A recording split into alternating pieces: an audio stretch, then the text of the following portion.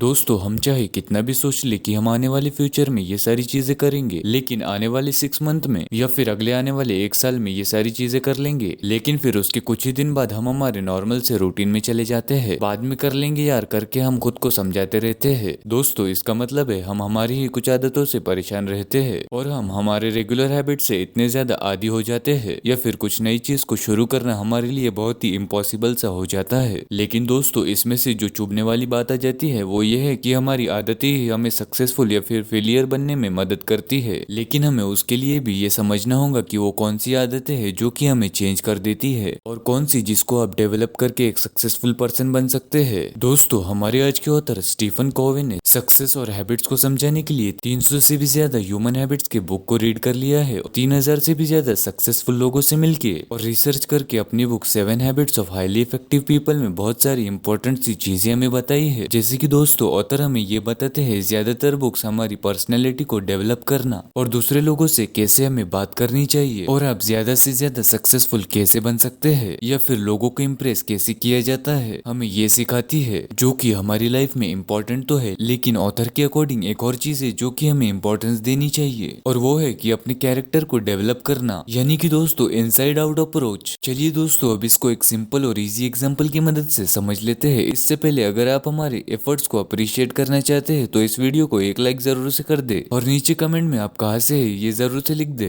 चलिए दोस्तों अब देख लेते हैं। इसमें हमारा पहला हैबिट आ जाता है बी प्रोएक्टिव। मेरे दो फ्रेंड्स जो कि रवि और मोहन, जिन्होंने की साथ में ही अपना ग्रेजुएशन कंप्लीट किया था, तो वो एक टेक्नोलॉजी कंपनी में अपनी जॉब को शुरू करते हैं। कुछ मंथ अपनी जॉब को कंटिन्यू करने के बाद मोहन रवि से बोलता है कि ये कंपनी बहुत ही ज्यादा बकवास है और यहाँ पर हमें कोई भी अपॉर्चुनिटी नहीं है और यहाँ पर हमें कोई ग्रोथ नहीं मिलने वाली और यहाँ पर तो कोई रिवॉर्ड्स भी नहीं दिया जाता है और यहाँ के सीनियर्स भी स्टूपिड है और मैं अभी ये कंपनी को छोड़ रहा हूँ। तो दोस्तों रवि मोहन की बात पर सोचता है और वो फिक्स करता है कि वो अगले 3 साल तक यही कंपनी में टिक कर रहेगा और उसके बाद वो ये डिसीजन लेगा कि उसको आगे क्या करना है। तो लगभग 2 साल के बाद रवि को उसके अच्छे काम से उसको प्रमोशन मिल जाता है और उसकी सैलरी भी काफी ज्यादा इंक्रीज हो जाती है, जबकि मोहन अभी भी दूसरी जॉब की तलाश कर रहा होता है और ऐसा इसीलिए होता है क्योंकि उसने बहुत जल्दी रिएक्शन देकर उस कंपनी को छोड़ दिया और वो जरूरत से ज्यादा ही कंप्लेंट करता रहा। तो दोस्तों इसी तरह से लाइफ में दो तरीके के लोग होते हैं, एक जो कि रिएक्टिव मूड के होते हैं जो कि हर बात में कंप्लेंट करना शुरू कर देते हैं, जैसे कि मेरा तो लक हमेशा खराब ही होता है और गवर्नमेंट हमारे लिए कुछ कर ही नहीं रही है, या फिर मेरा बॉस तो बहुत ही ज्यादा खड़ूस है और मेरी किस्मत ही खराब है। यानी कि दोस्तों वो ऐसी सारी चीजों को कंट्रोल करना चाहते हैं जो कि उनके बस में ही नहीं है, जबकि प्रॉब्लम लोगों में नहीं बल्कि उनकी ही सोच में है। और वहीं पर प्रोएक्टिव मूड के लोग खुद की फीलिंग्स पर कंट्रोल करने में ज्यादा ध्यान देते हैं और वो अपने सारे काम की पूरी रिस्पॉन्सिबिलिटी लेते हैं और वो सिचुएशन को ब्लेम करने की बजाय वो उस सिचुएशन को कैसे ठीक कर सकते हैं वो इसमें ज्यादा ध्यान देते हैं और फिर एक्शन लेकर वो उसे ठीक भी कर देते हैं। इसीलिए ऑथर हमें ये बोलते हैं कि आपको हमेशा उन चीजों पर फोकस करना चाहिए जो आप चेंज कर सकते हो, न कि उन चीजों पर जिसको कि आप चेंज ही नहीं कर सकते। दोस्तों अब हमारी दूसरी हैबिट आ जाती है begin with the and in mind. अब आप इमेजिन करो कि आपको फ्यूचर में जाने वाली एक टाइम मशीन मिल गई और आप उसको सिर्फ एक बार यूज कर सकते हो। तो फिर आप ये फिक्स कर लेते हो कि आप अपने रिटायरमेंट एज में जाके ये देखना चाहोगे कि आपकी लाइफ उस वक्त कैसी रहेंगी और आप जैसे ही उस टाइम मशीन को यूज करके आपके ओल्ड एज में जाते हो तो आप ये देखते हो कि आप अपने छोटे पोते से ये बोल रहे होते हो कि आप भी अपनी लाइफ में अच्छे दोस्त बनाना चाहते थे और आप भी अपनी लाइफ में बहुत ज्यादा पैसे कमाना चाहते थे ताकि आप खुद का घर और बड़ी सी कार ले सको, और फिर आप ये सारी चीजें देखकर शॉक रह जाते हो। इसका मतलब है दोस्तों अगर आप ऐसे इंसान की लाइफ जीना चाहते हो जो कि अपनी लाइफ में बहुत ज्यादा सक्सेसफुल रहा हो तो आप उसके लिए अभी ऐसा क्या कर रहे हो जिसकी मदद से कि आप श्योरली ये कह सको कि आपका फ्यूचर जो कि आपने देखा उससे बेहतर ही होगा। इसीलिए आप जो भी करना चाहते हो उसको आज ही सोचो और उसके लिए प्लानिंग करना अभी से शुरू कर दो और फिर जल्द से जल्द उस पर काम करना भी शुरू कर दे। दोस्तों अब हमारी तीसरी हैबिट आ जाती है पुट फर्स्ट थिंक फर्स्ट। एक बार जब मैं और मेरा फ्रेंड हम दोनों कॉलेज से रिटर्न हो रहे होते हैं तो फिर मेरा फ्रेंड मुझसे ये कहता है कि यार अभी मुझे गिटार क्लास जाना था लेकिन फिलहाल मैं इतना ज्यादा बिजी हूँ कि अभी मैं जा ही नहीं पाऊंगा। तभी हमारा एक दूसरा फ्रेंड वहाँ से अपनी अच्छी और शानदार बाइक को लेकर आता है और वो हमें ये बोलता है यार मेरे पापा ने अभी नई फ्रूट की शॉप ली है और चलो आ जाओ मैं तुम्हें दिखाता हूँ। तो फिर उसे देखकर मेरा फ्रेंड वहाँ पर जाने के लिए रेडी हो जाता है। तो फिर मैं अपने फ्रेंड से बोलता हूँ अरे यार इससे बेहतर तो तुम अपनी गिटार क्लास पर ही चले जाते। तो मेरा फ्रेंड हंसकर बोलता है छोड़ना यार मैं इससे बाद में देख लूंगा। तो दोस्तों इसका मतलब ये आ जाता है कि हम जितने बिजी खुद को दिखाते हैं अक्सर में हम उतने बिजी होते नहीं हैं। और ऐसा बहुत बार हमारे साथ होता है कि हम अक्सर सोशल मीडिया को स्क्रॉल करते रहते हैं या फिर कोई मूवी देखकर हमारे टाइम को पास करते रहते हैं, जबकि हमारे कुछ उससे भी बहुत सारे इंपॉर्टेंट काम बाकी रहते हैं। लेकिन हम हमारे लेजीनेस के कारण हम हमारे इंपॉर्टेंट टाइम को वेस्ट कर देते हैं और इसीलिए हम एक एवरेज इंसान ही बनकर रह जाते हैं। और दोस्तों, अगर आपको अपनी लाइफ में कुछ अच्छा करना है तो आप हर दिन अपना सबसे पहला काम वही करें जो कि आपको आपके गोल की और भी नजदीक लेकर जाए, और उसके बाद आप अपने दूसरे बचे कामों को प्रायोरिटीज देना शुरू करो। दोस्तों, हमारी चौथी हैबिट आ जाती है थिंक विन विन। दोस्तों, मैं हमारे स्कूल में मैथ्स में बहुत ज्यादा अच्छा हुआ करता था और मेरा फ्रेंड विलास केमिस्ट्री सब्जेक्ट में, और हम दोनों अपने फेवरेट सब्जेक्ट में बेस्ट थे। फिर एक दिन मैंने अपने दोस्त विलास से बोला कि भाई तू मुझे अपने केमिस्ट्री सब्जेक्ट में हेल्प कर दे और मैं तुझे अपने मैथ सब्जेक्ट में हेल्प कर दूंगा, जिससे कि हम दोनों के उन दोनों सब्जेक्ट में अच्छे मार्क्स आए और बाद में हम स्कूल के टॉपर रहे। दोस्तों, इसे कहते हैं कि विन विन सिचुएशन को बनाना, जिसमें कि हम दोनों का फायदा हुआ न कि किसी एक का। वहीं अगर मैं विलास से जलता और उसकी बुराइयां करता रहता तो फिर मुझे इससे कोई फायदा नहीं होता और ये एक विन विन सिचुएशन न होके एक विन लूज या फिर लूज लूज सिचुएशन होती, जिससे कि फिर हार्डली मेरा कोई फायदा होता। दोस्तों, अब हमारी पांचवी हैबिट आ जाती है seek first to understand then to be understood. दोस्तों, एक बार मैं एक कपड़ों की दुकान पर गया और मैंने वहां पर उस शॉप ओनर को बोला कि मुझे एक ब्लैक जींस चाहिए, और ये सुनते ही उस शॉप ओनर ने एक ब्लू कलर की जींस निकाली और मुझे कहा कि सर आप ये जींस ले लो और ये जींस आप पर बहुत ही ज्यादा बेहतरीन लगेंगी और अभी इसकी मार्केट में काफी ज्यादा डिमांड है। और फिर मैं उस शॉप ओनर को उस ब्लू जींस के लिए मना करता हूँ, लेकिन फिर भी वो मुझे उस ब्लू जींस को लेने के लिए कन्विंस करता है। अब दोस्तों, ऐसा होने के बाद कितनी ज्यादा चांसेस है कि मैं या फिर आप उस शॉप में दोबारा जाएंगे? शायद नहीं, लेकिन हमारी रियल लाइफ में भी हम उस शॉप ओनर की तरह ही बिहेव करते हैं। जब भी हम दूसरे लोगों से बात करते हैं तो हम सामने वाले लोगों की बात सुने बिना ही हम सॉल्यूशन देना या फिर उससे झगड़ना शुरू कर देते हैं। हम ये तो कहते ही है कि सामने वाले को मेरी बात समझ नहीं आ रही है, लेकिन हम खुद भी अक्सर बहुत रेयरली अपने आसपास के लोगों की बात समझते हैं और ज्यादातर लोग ये सोचते हैं कि उसने ऐसा कैसे बोला, जबकि हमें इसकी बजाय ये सोचना चाहिए कि उसने ऐसा क्यों बोला और उसको ऐसा क्यों बोलना पड़ा। इसीलिए दोस्तों, अगले टाइम से आप जब भी सामने वाले की बात सुने तो उसको समझने के पर्पज से उसकी बात को सुने, ताकि फिर लोग आपकी क्वालिटी को भी समझे और आपकी रिस्पेक्ट करे। और अब हमारी सिक्स्थ हैबिट आ जाती है जो कि है सिनर्जी। अपने अपने बचपन में ये स्टोरी तो सुनी होंगी, जबकि एक पिता अपने 5 बच्चों को एक लकड़ी को तोड़ने देता है तो वो उसे बहुत ज्यादा आसानी से तोड़ देते हैं, लेकिन जैसे ही वो उन्हें 5 लकड़ियां एक साथ करके देता है तो उसमें से एक भी उसे तोड़ नहीं पाता है।